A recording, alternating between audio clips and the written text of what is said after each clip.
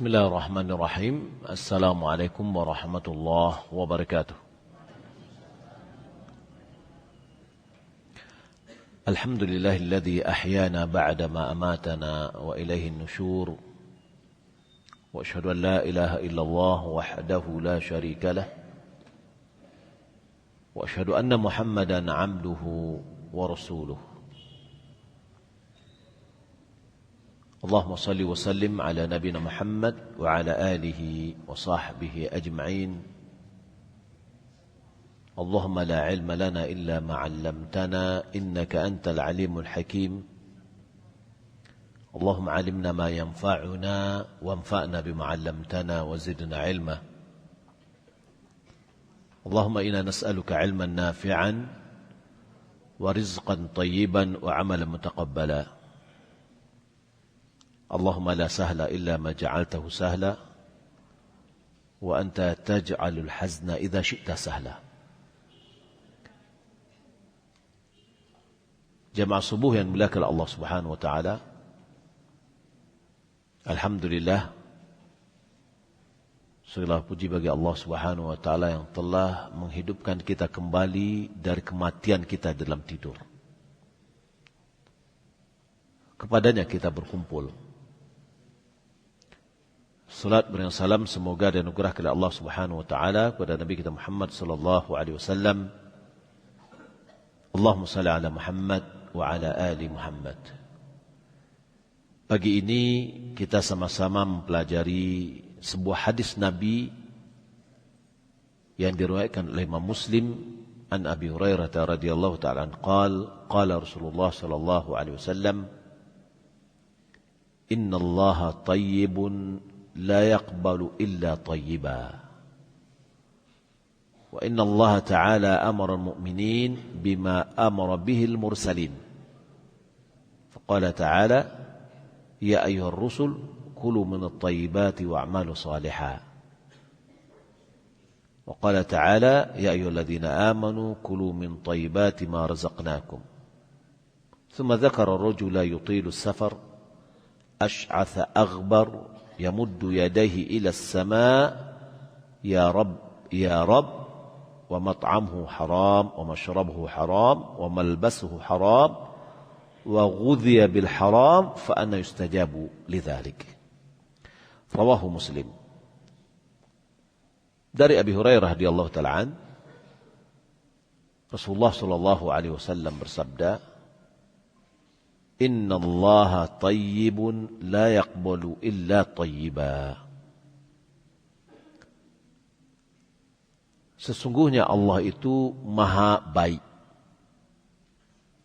dan tidak menerima kecuali yang baik. Makna dari tayyib atau baik adalah tahir, suci. Maknanya adalah Allah Subhanahu wa taala suci dari seluruh kekurangan-kekurangan dan aib. Dari cacat. Allah tidak ada sedikit pun kekurangan dan cacat padanya.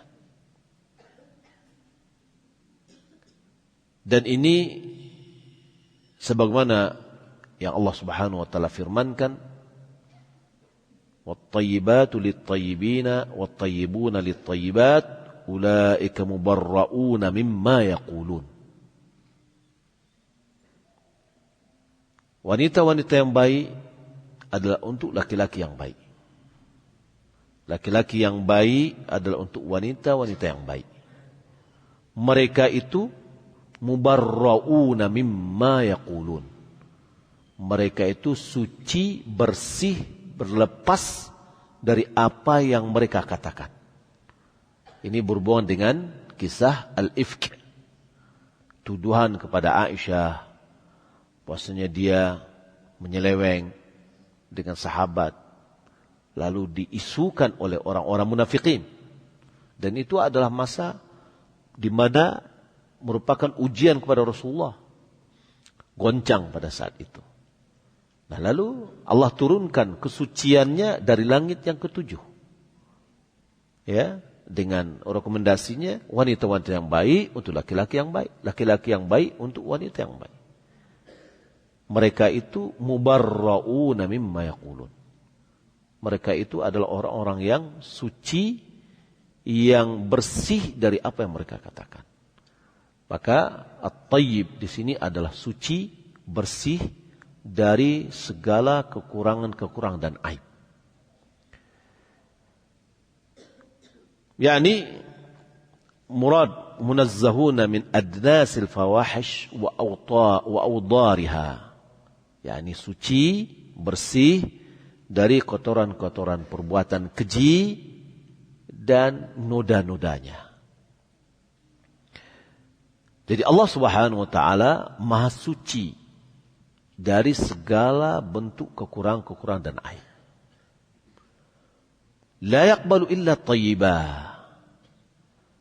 Allah tidak menerima kecuali juga yang bersih, yang suci. Yang dimaksud di sini, la yaqbalu minas sadaqat illa ma kana halalan tayyiba. Yani Allah tidak akan menerima dari sedekah yang kita berikan kecuali dari sedekah yang bersumber dari harta yang halal dan yang baik.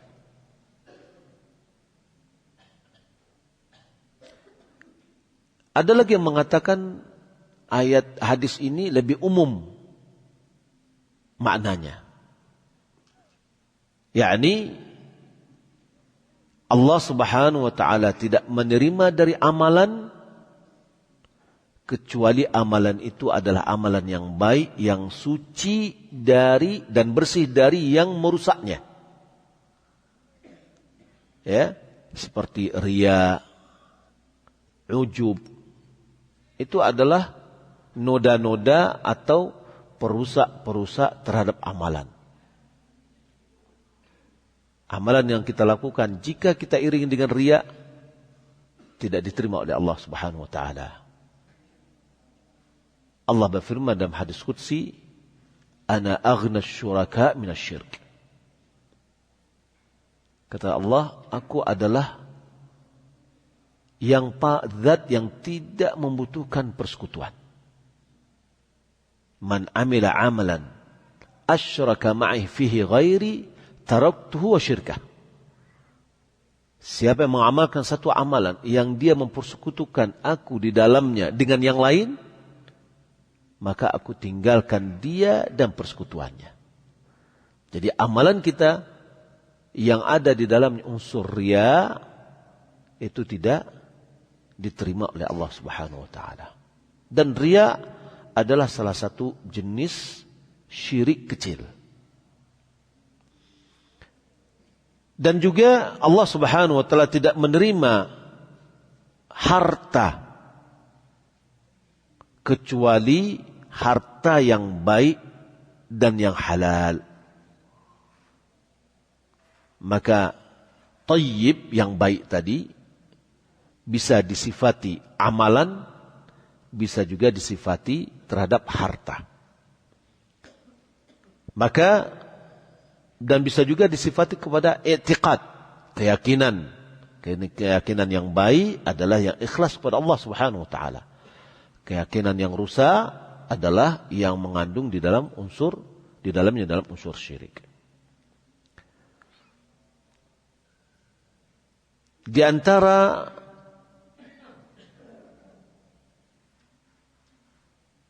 yang bisa menjadikan amalan seorang mukmin itu menjadi amalan yang baik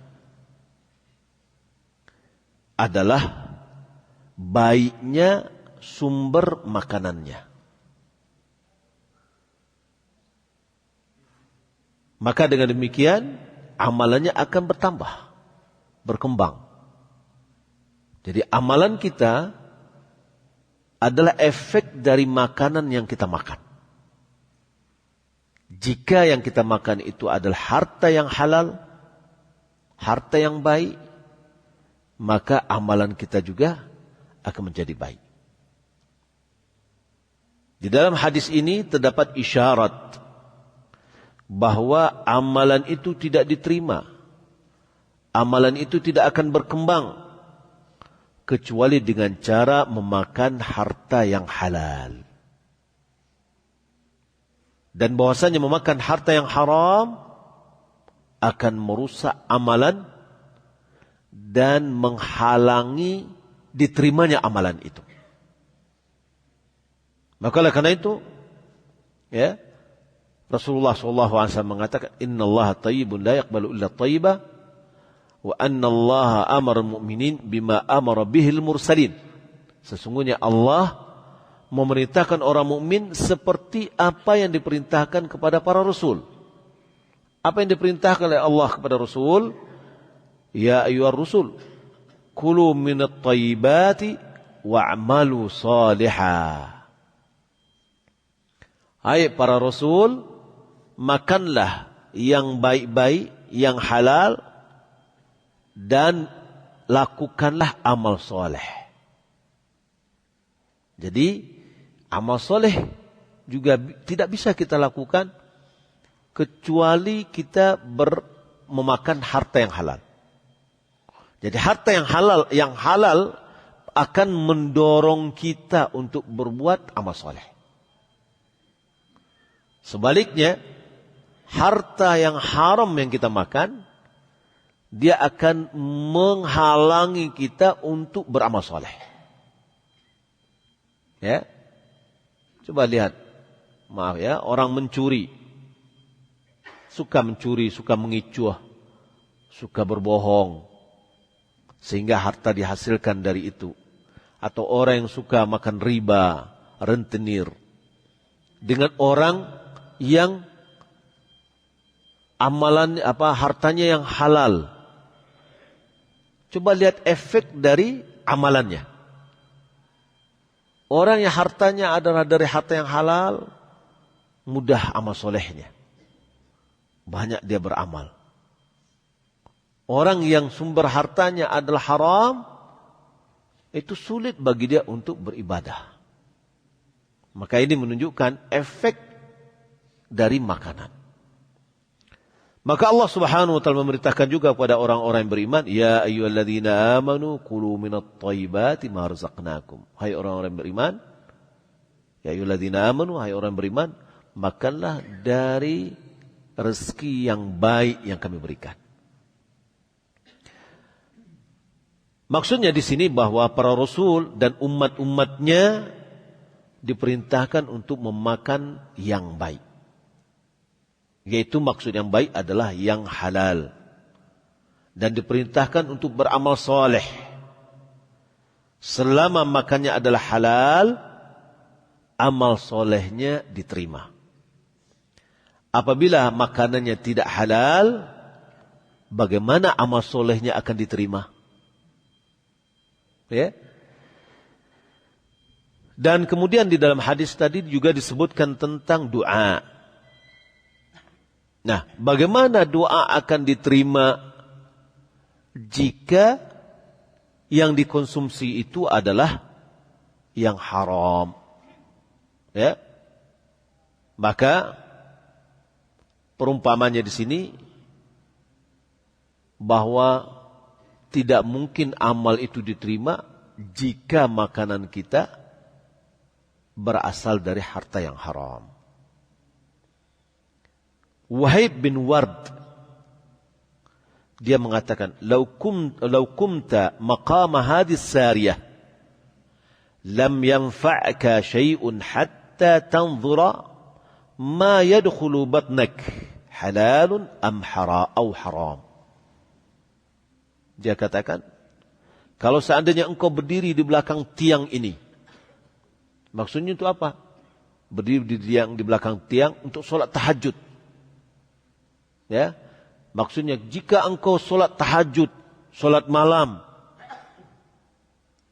maka solat malammu itu tidak akan memberikan manfaat sama sekali. Sampai engkau melihat apa yang masuk dalam perutmu.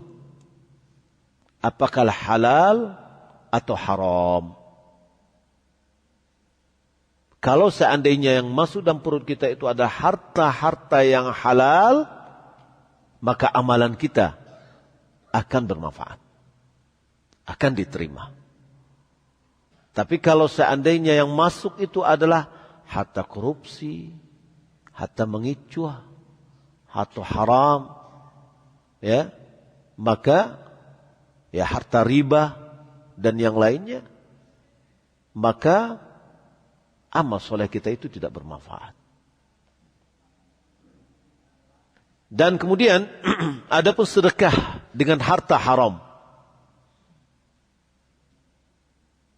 maka juga sedekah dari harta yang haram juga tidak diterima. Maksudnya gimana? Ada orang mencuri untuk bersedekah. Ya. Maka ini sesuai dengan Sahih Muslim dari Ibnu Umar, anna Nabi sallallahu alaihi wasallam qala, la yaqbalullahu salatan bighairi tahurin. La yaqbalullahu salatan bighairi tahurin wala sadaqatan min ghululin. Allah tidak menerima salat tanpa suci. Dan Allah tidak menerima sedekah dari harta ghulul. Apa harta ghulul? Adalah harta yang bukan hak kita. Lalu kita bersedekah dengan harta itu. Ya, ghulul diantaranya adalah harta rampasan perang yang belum dibagi, lalu diambilnya. Ya, itu adalah harta ghulul. Harta yang bukan haknya lalu diambil. Maka di sini juga kalau diterjemahkan sekarang harta korupsi.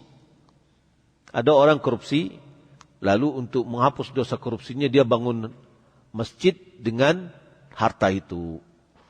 Yaitu bagaikan orang yang mencuci pakaian kotor dengan air kotor. Ya, bisakah akan suci? Nggak akan bisa. Malahan semakin mengotori. Diriwayatkan dari Abi Darda dan Yazid bin Abi Maisarah bahwasanya dia menjadikan perumpamaan orang yang mendapatkan harta dari yang tidak halal. Lalu dia bersedekah dengan harta itu. Maka perumpamaannya sama dengan orang yang mengambil harta anak yatim, lalu dia berikan pakaian kepada orang yang miskin. Jadi harta anak yatim diambilnya, boleh nggak diambil? Nggak boleh. Ya, lalu diberikan kepada janda misalkan, atau diberikan kepada yang orang miskin yang butuh. Nggak boleh karena sumbernya adalah haram, tidak hak bagi dia untuk memperlakukan atau mempergunakan harta tersebut. Hasan Al-Basri dia mengatakan, ayyuhal mutasaddiq alal miskin yarhamuh. Wahai orang yang bersedekah kepada orang miskin, yang dia kasihan kepada orang miskin. Irham man qad zalamta. Ya, sayangilah orang yang telah engkau zalimi. Jadi ada orang ingin kasihan kepada orang lain, tapi dia ambil harta orang lain tanpa hak. Ya, untuk bersedekah kepada orang yang miskin.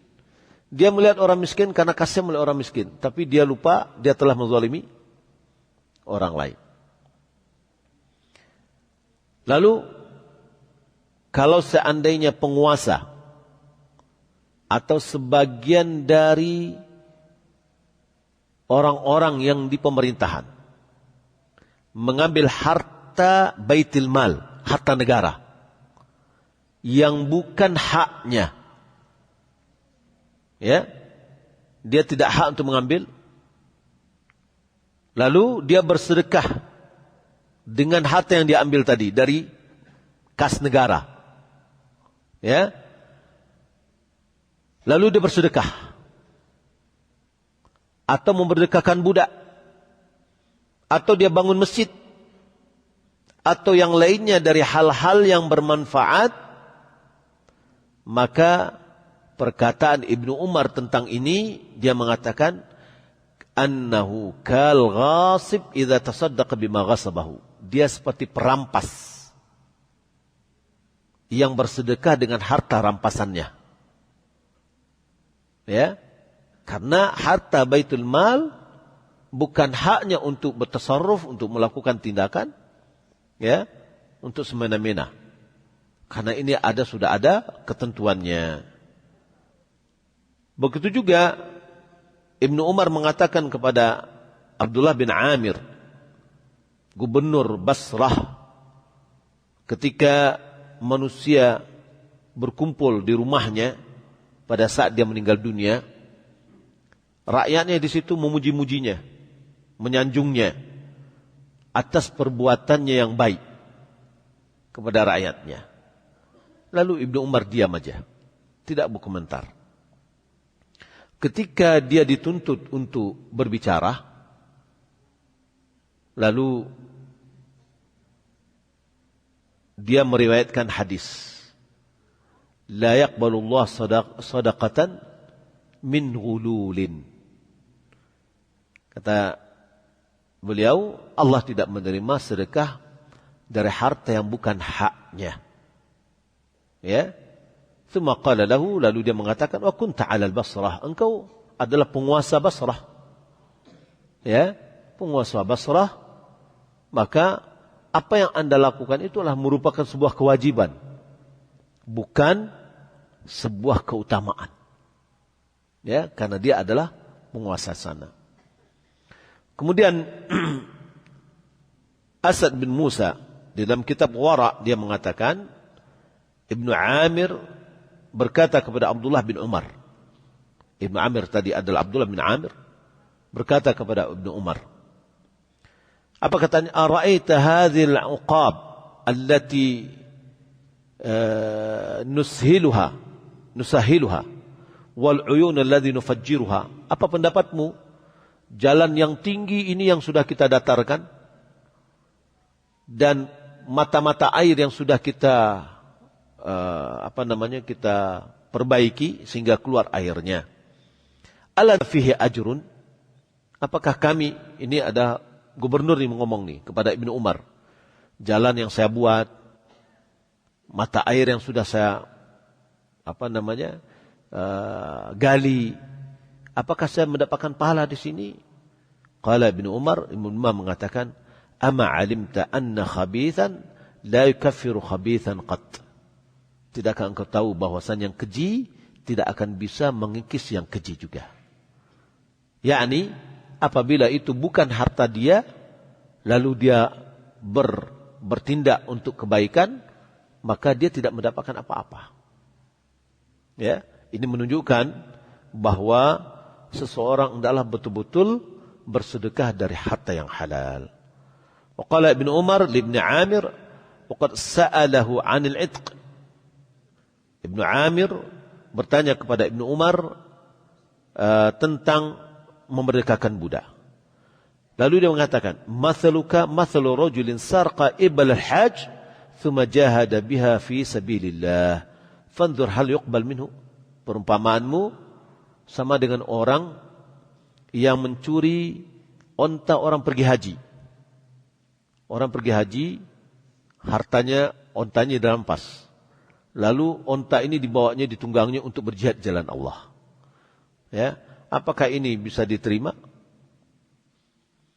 Maka kemudian juga, wa amma law furida imamun adilun. Kalau seandainya penguasa, pemimpin adil, ya, yu'tin nasa huquqahum, semua manusia diberikan haknya. Summa yubni lahum minhu ma yahtajun, kemudian dia bangunkan apa yang dibutuhkan mereka seperti masjid, sekolah, rumah sakit dan yang lainnya. Apabila dia betul-betul telah memberikan hak kaum muslimin atau orang-orang yang membutuhkan, maka itu boleh bagi dia untuk membangun bangunan yang disebutkan tadi. Intinya, Bapak Ibu dimulakan Allah Subhanahu wa taala, apabila kita ingin bersedekah, bersedekahlah dari harta yang halal. Begitu juga dengan kita beribadah. Misalkan pergi haji, pergi umrah, hendaklah kita pergunakan sumber harta yang halal. Baik, kita lanjutkan. Tsumma dzakara rajula. Kemudian Nabi menyebutkan ada seseorang yutilus safar. Dia melakukan perjalanan yang jauh. Ash'atha aghbar, rambutnya kusau, badannya sudah berdebu. Yamuddu yadahi ila sama. Dia angkat kedua tangannya ke langit. Dia mengatakan, ya Rabbi, wahai Rabbku, wa mat'amuhu haram, makannya adalah haram. Wa mashrabuhu haram, minumannya adalah haram. Wa malbasuhu haram, pakaiannya adalah haram. Yakni makannya dari harta yang haram, minumnya dari harta yang haram, pakaiannya dari harta yang haram. Wa ghudhiya bil haram, dikasih nutrisi, tumbuh besarnya dengan haram. Fa anna yustajabu la dzalik, bagaimana doanya bisa dikabulkan.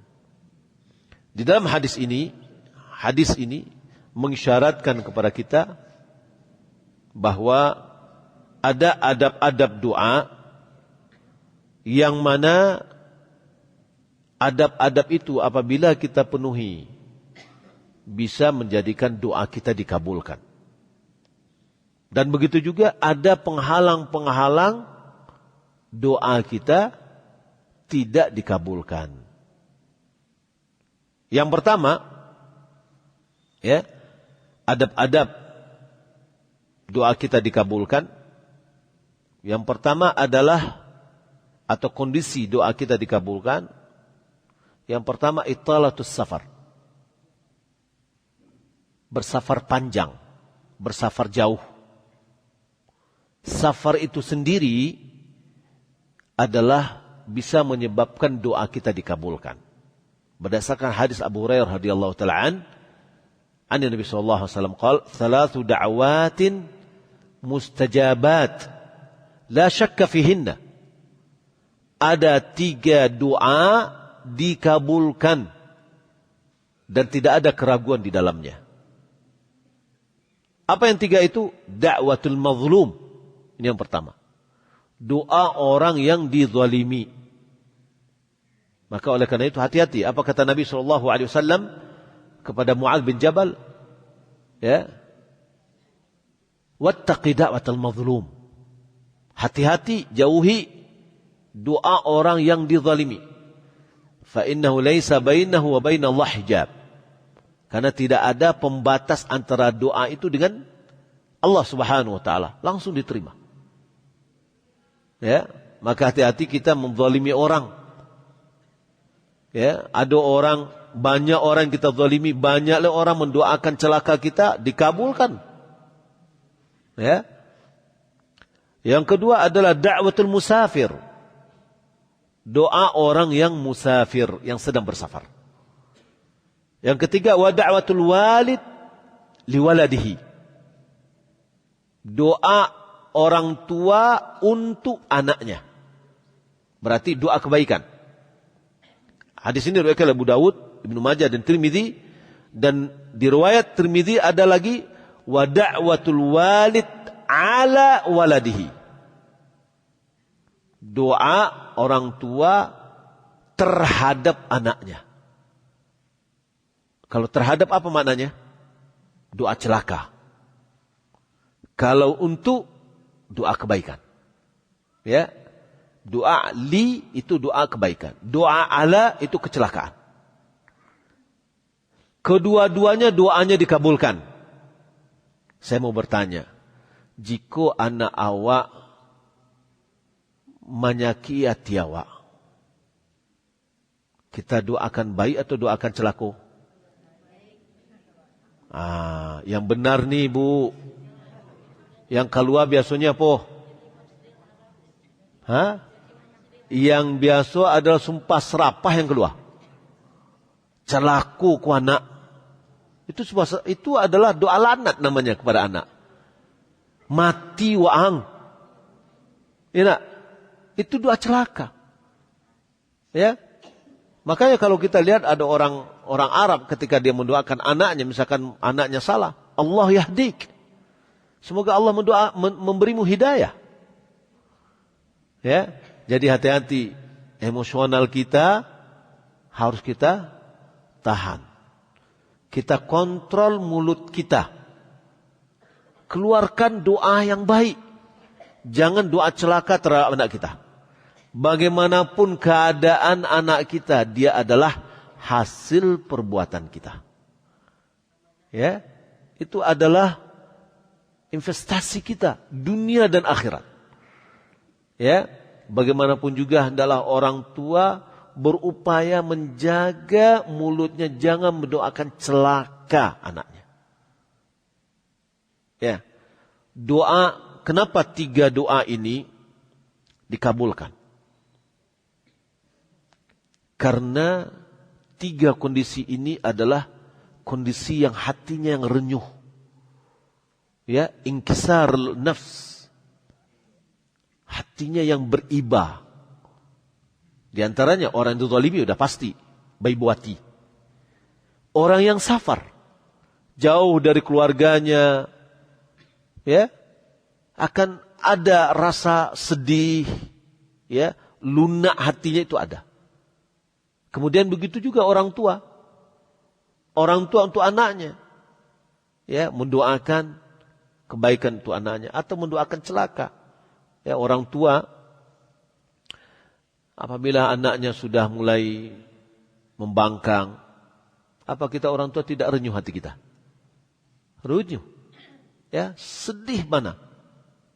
Nah, itu ketika kita keluarkan doa, doa kita dikabulkan. Kita mau memilih doa yang baik untuk anak kita atau doa buruk? Tentu doa yang baik.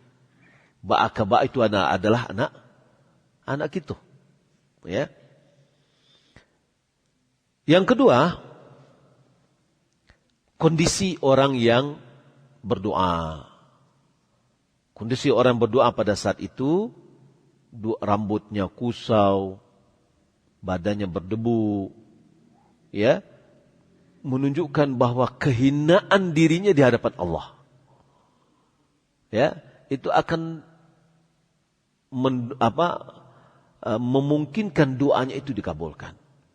Ya, dalam hadis Nabi SAW mengatakan, "Rubba ash'atha aghbar, dhi tamrain, madfu'i bil abwab, law aqsama ala Allah la abarruhu." Boleh jadi orang yang rambutnya kusau, ya, kemudian dia ditolak oleh orang ketika datang ke rumah, ya, karena bentuknya. Tapi apabila dia bersumpah, dia menepati. Ya, orang yang seperti itu yang dianggap remeh, malah dia adalah doanya dikabulkan oleh Allah Subhanahu wa taala. Yang ketiga adalah mengangkat kedua tangan ke langit. Dalam hadis dikatakan umadda yadaihi, ya, mengangkat kedua tangan merupakan adab dari berdoa yang diharapkan dikabulkannya doa itu. Karena berdasarkan hadis Salman dari Nabi SAW, Inna Allah hayyun, ya, Inna Allah hayyun karimun. Allah itu maha pemalu, maha murah hati. Istahyi idza rafa'a ar-rajulu ilaihi yadayhi an yaruddahuma sifran khaibataini.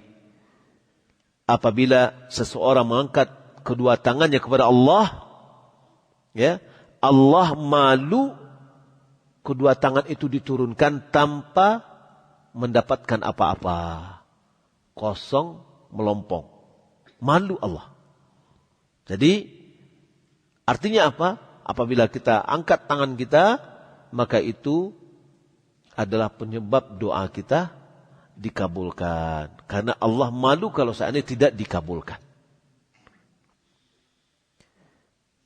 Di dalam angkat kedua tangan ini, ya, banyak riwayat yang menjelaskan. Sehingga ulama hadis mengatakan hadisnya sudah mutawatir.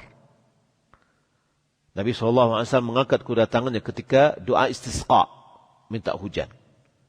Ya, sampai putih ketiaknya kelihatan. Beliau mengangkat kedua tangannya di waktu perang Badar untuk minta tolong kepada Allah Subhanahu wa taala agar dimenangkan terhadap orang-orang musyrikin sampai pakaian yang di atas itu jatuh. Dia memohon kepada Allah Subhanahu wa taala dengan mengangkat kedua tangannya. Dan diriwayatkan dari Nabi SAW beberapa bentuk mengangkat tangan, kedua tangannya dalam berdoa. Ya, bermacam-macam. Ada di antaranya dia mengisyarat dengan telunjuknya. Ya, mengangkat tangannya dengan telunjuk. Ini isyarat dilakukan oleh Nabi ketika dia di atas mimbar. Ketika dia berdoa. Waktu khutbah yang kedua itu berdoa. Maka Nabi mengangkat telunjuknya. Bukan begini imam. Enggak, tapi kalau dia mengangkat tangannya, dia mengangkat dengan menunjukkan. Ya. Kemudian yang kedua adalah mengangkat kedua tangannya dengan menjadikan punggung tangannya menghadap ke kiblat. Nah, seperti ini. Ya. Yang diantaranya adalah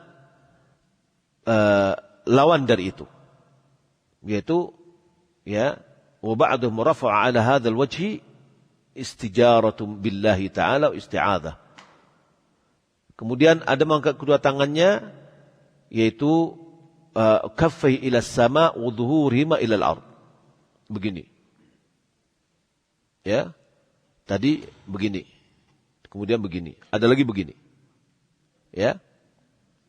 Kemudian aksu dzalik. Ada lagi begini. Putihnya ke bawah, punggungnya ke atas. Dan ini adalah ketika minta minta tolong Nabi SAW atau istisqa, dia sampai mengangkat tangannya ke atas. Taib. Di antara sebab doa kita dikabulkan adalah ilhah. Nyinyir dalam berdoa. Diulang-ulangi. Walaupun yang kita minta cie, tapi diulang 10 kali. Ya. Jangan sampai bosan. Ya. Dengan menyebutkan ya Rabb, ya Rabb. Ya, berulang kali. Kita lihat Rabbana atina fid dunya hasanah fil akhirati hasanah wa qina adzabannar. Di dalam menyebutkan ya Rabb ini itu bagian dari berdoa dengan menyebut nama-nama Allah Subhanahu wa taala. Rabbana atina fid dunya hasanah. Rabb itu adalah nama dari nama-nama Allah. Ya. Tapi disesuaikan dengan doa kita. Jangan kita mengabsen nama. Ya, enggak. Ya Rahman, ya Rahim. Ya Irhamni. Ya Ghafur, ighfirli. Ya, sebagaimana hadis Nabi SAW yang mengajarkan doa kepada Aisyah radhiyallahu taala anha untuk malam Lailatul Qadar. Allahumma innaka afuwun tuhibbul afwa fa'fu anni. Jadi kita sebutkan dulu nama Allah dan sifatnya. Lalu setelah itu baru kita minta permohonan kita. Ya, itu makna dari walillahil asma'ul husna fad'uuhu biha. Allah memiliki nama-nama baik, maka berdoalah dengan nama-nama yang baik itu. Paling banyak diajarkan oleh Allah Subhanahu wa taala dalam Al-Qur'an adalah dengan Rabbana. Itu menunjukkan akan rububiyah Allah Subhanahu wa taala. Yang Allah Maha Kuasa, Maha Pemurah, ya. Rububiyah itu apa?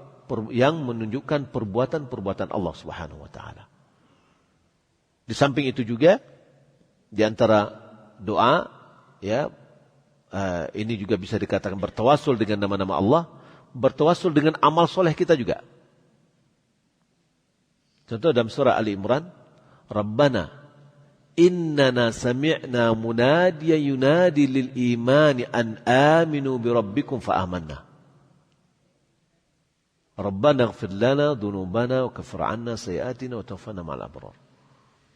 Ya. Mana amal solehnya? Coba kita lihat. Rabbana ini menyebutkan nama Allah. Ya, bertawasul dengan Asmaul Husna. Sesungguhnya kami mendengar yang memanggil, munadin, yunadi lil iman, yang mengajak kepada keimanan. Fa'amanna, lalu kami beriman. Beriman itu amal soleh atau tidak? Beriman itu amal soleh atau tidak? Amal soleh. Ya, kalau seandainya Bapak Ibu misalkan, ya Allah, saya dulu kurang tahu dengan sunnah Rasulullah SAW. Sekarang saya sudah dapat kajian tentang sunnah. Saya berusaha untuk mengamalkan sunnah, ya Allah. Ya, kita sebutkan itu kebaikan kita. Ya, walaupun kita terkadang dihina oleh orang dan yang lainnya, sudah kita sebutkan itu adalah amal soleh. Ya, lalu setelah itu baru kita sebutkan Rabbana ighfir lana dzunubana wa kaffir 'anna sayyi'atina wa tawaffana ma'al abrar. Baru kita sebutkan permohonan kita. Nah, di sini ya, ilhah, nyinyir dalam berdoa atau menyebutkan kepada Allah Subhanahu wa taala dengan mengulangi kata-kata Rabbana. Kemudian Bapak Ibu dimuliakan Allah Subhanahu wa taala, ada di dalam hadis ini adalah menyebutkan penghalang-penghalang doa dikabulkan. Ya, penghalangnya. Artinya orang tadi dia sudah melakukan perbuatan-perbuatan yang memungkinkan doanya dikabulkan. Ternyata doanya tidak dikabulkan. Berarti ada penghalangnya. Apa penghalangnya di sini? Yaitu at-tawassu' fil haram, aklan wa syurban wa lubsan wa taghdiyah. yakni sangat leluasa di dalam memakai yang haram. Ya, sangat leluasa.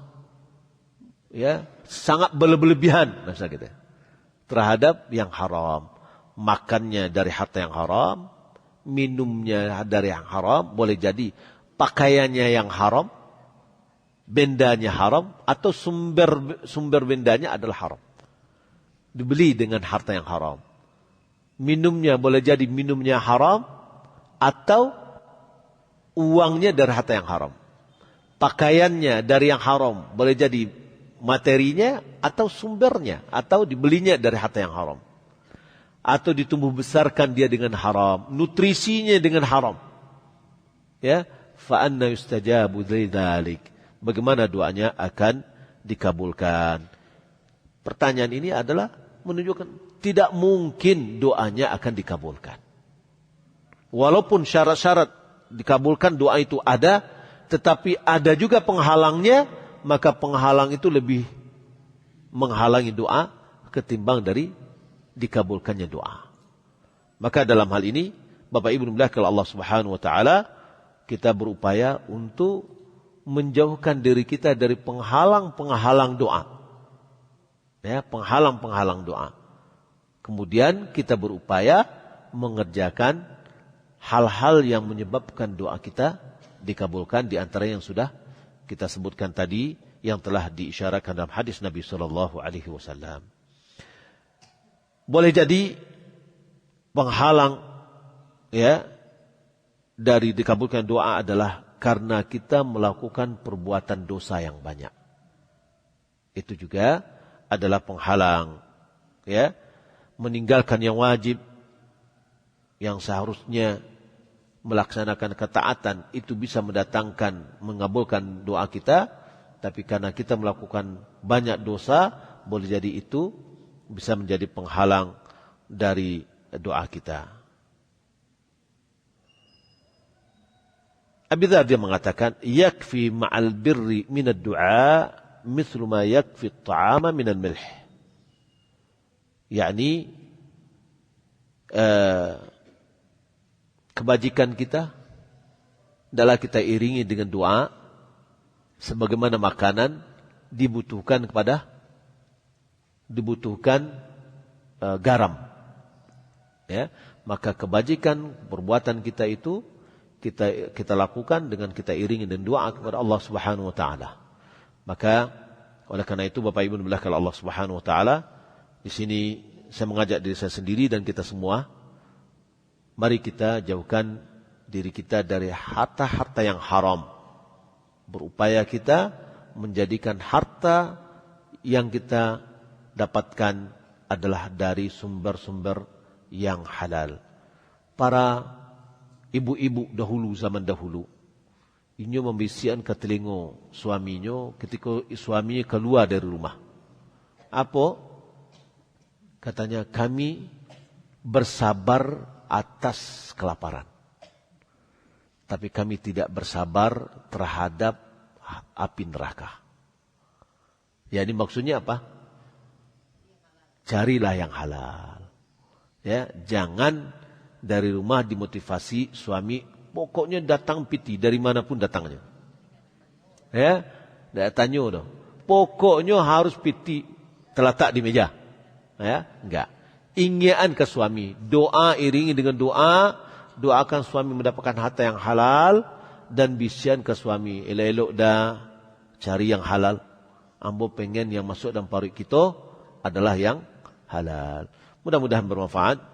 Sallallahu Muhammadin wa ala alihi wa sahbihi ajma'in. Wassalamualaikum warahmatullahi wabarakatuh.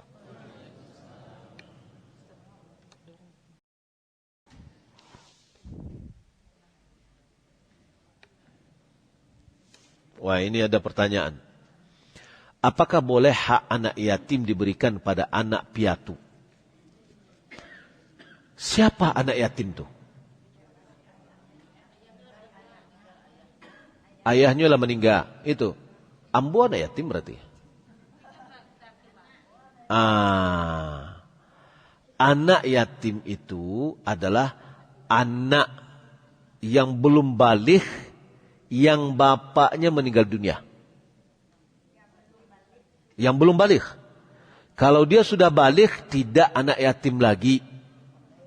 Hati-hati pengurus masjid yang mengumpulkan harta untuk anak yatim. Agihan ke anak yatim. Anak yatim itu siapa? Anak yang belum baligh, yang bapaknya meninggal dunia. Batasnya baligh. Umurnya umur baligh. Perempuan tu umur 9 tahun lah haidnya. Ya. Pokoknya kalau yang perempuan lah haid, berarti tidak anak yatim lah. Hah? Tidak. Anak yatim itu adalah sampai baligh. Perempuan laki-laki sama. Ya. Yang namanya anak yatim itu adalah anak yang bapak yang meninggal dunia dan dia belum baligh. Kalau sudah baligh apa lagi? Namanya orang, kalau dia lemah ekonominya, berarti dia orang du'afa. Orang miskin. Ya. Nah, maka untuk lebih leluasa memberikan harta anak yatim, lebih baik adalah anak yatim garis miring du'afa. Itu lebih leluasa. Kita prioritaskan dulu anak yang du'afa ini adalah ayahnya enggak ada. Ini yang kita prioritaskan dulu. Begitu ya. Walaupun dia sudah tidak dinamakan dengan anak yatim. Adapun anak piatu, ibunya meninggal dunia, bapaknya ada. Yang bertanggung jawab terhadap anak itu siapa? Ibu atau bapak? Bapak. Ya, bapak. Maka berarti dia bukan anak yatim. Maka harta anak yatim tidak boleh diberikan kepada anak piatu. Kalau bapaknya mensengsarakan anaknya, dia bertanggung jawab. Ya, maka dia masukkan kepada du'afa. Ya, orang yang lemah, orang miskin. Ya, maka perlu kita sedikit ya harus betul-betul melihat ini kemana nih hartanya. Saklek sedikit nggak apa-apa. Ya, biar tepat sasaran. Anak yatim itu berhak mendapatkan zakat?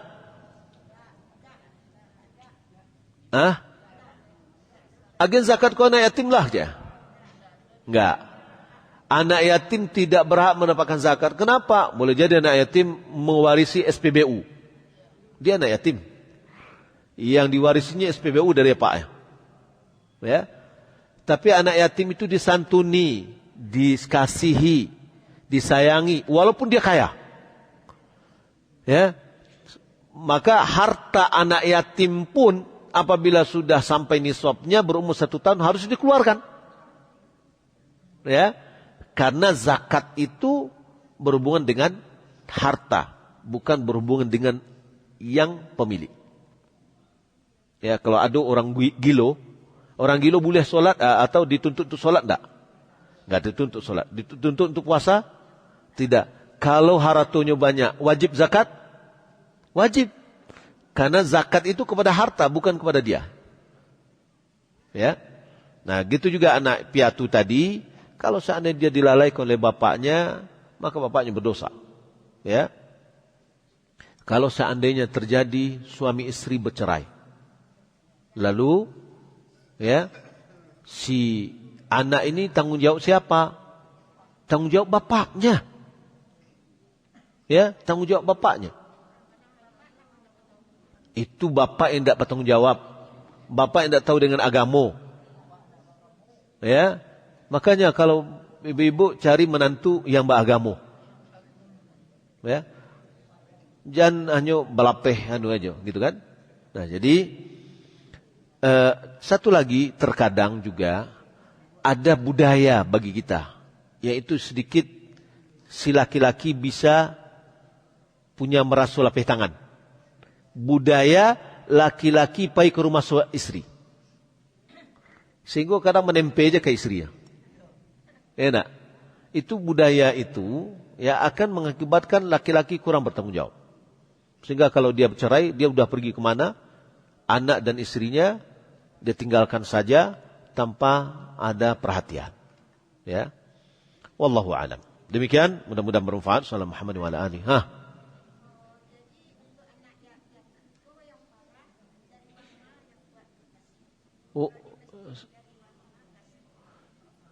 Oh, kalau dari masjid, uang sedekah.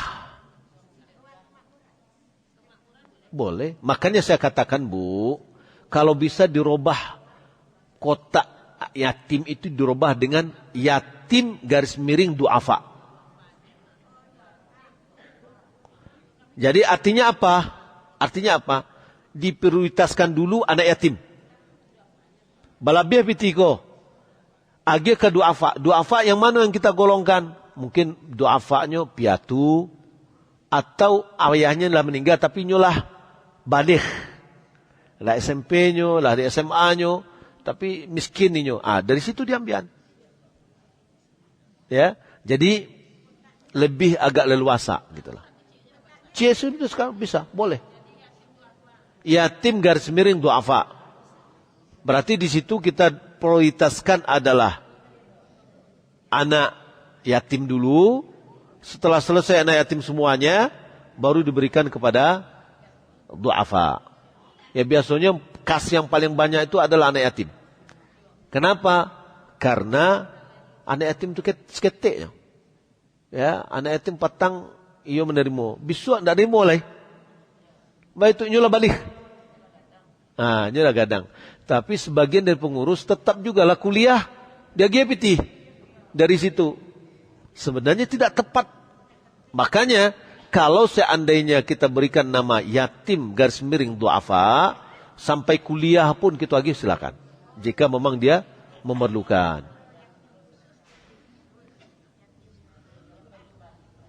Nah, jadi diberikan gitu lebih leluasa. Pengurus lebih leluasa untuk memberikan. Taib demikian. Sallallahu Muhammad wa ala alihi wa sahbihi ajma'in. Assalamualaikum warahmatullahi wabarakatuh.